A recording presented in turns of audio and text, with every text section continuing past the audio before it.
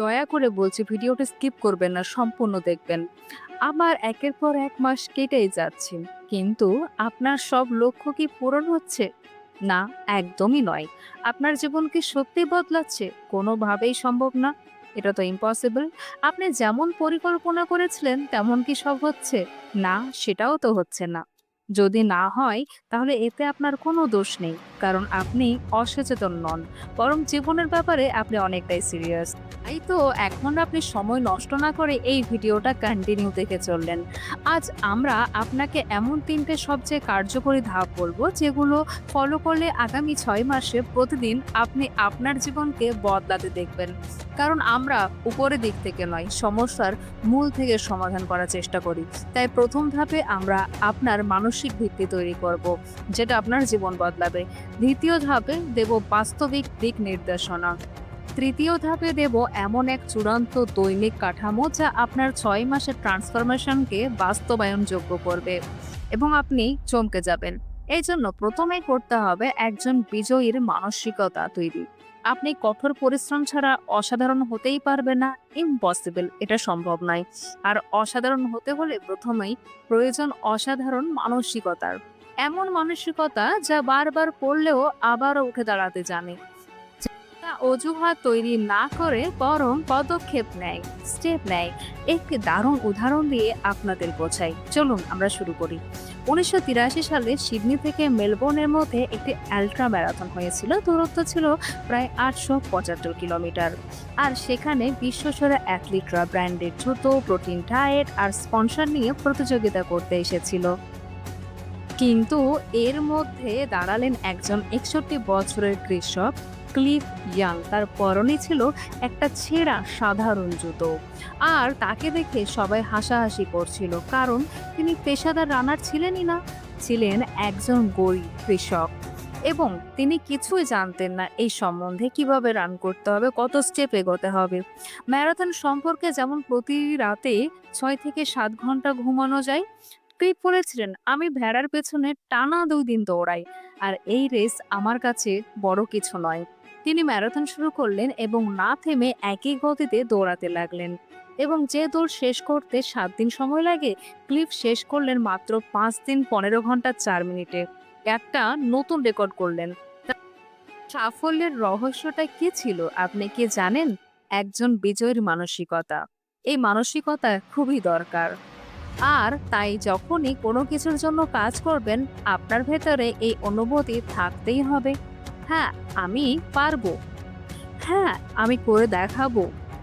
জানি কঠিন, খুবই কঠিন, কিন্তু আমি সেটাকে করবই। যদি আপনার মানসিকতা বিজয়ীর মতো না হয়, তাহলে যতই চেষ্টা করুন আপনি কখনোই জিততে পারবেন না। ১ মাস, ৩ মাস, ৬ মাস, সারা বছর পেরোলেও আপনি লক্ষ্য পূরণ করতে একদম পারবেন না।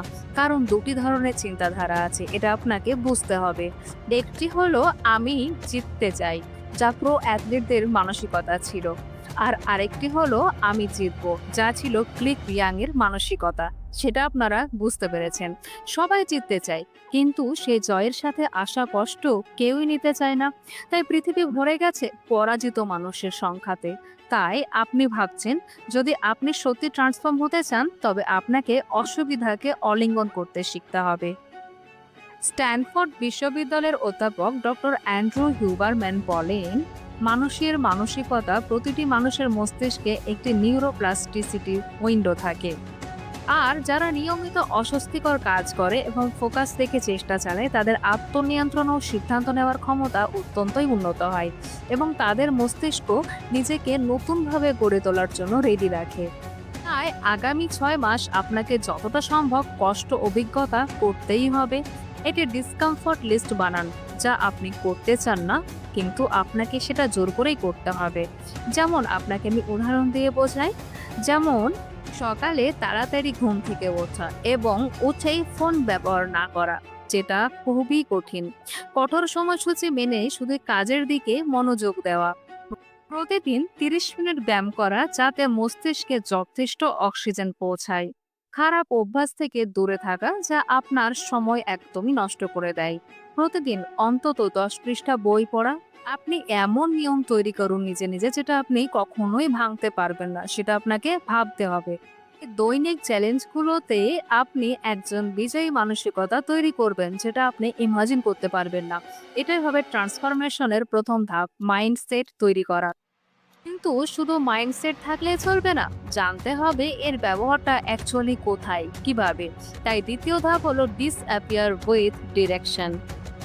অর্থাৎ আপনার প্রকৃত ক্ষমতায় পৌঁছাতে হলে আপনাকে নিজের ভেতরে কাজ করতে হবে, সোশ্যাল ভ্যালিডেশনের আসক্তি ছাড়তে হবে এবং স্পষ্ট দিক নির্দেশনা নিয়ে আপনাকে এগিয়ে যেতে হবে।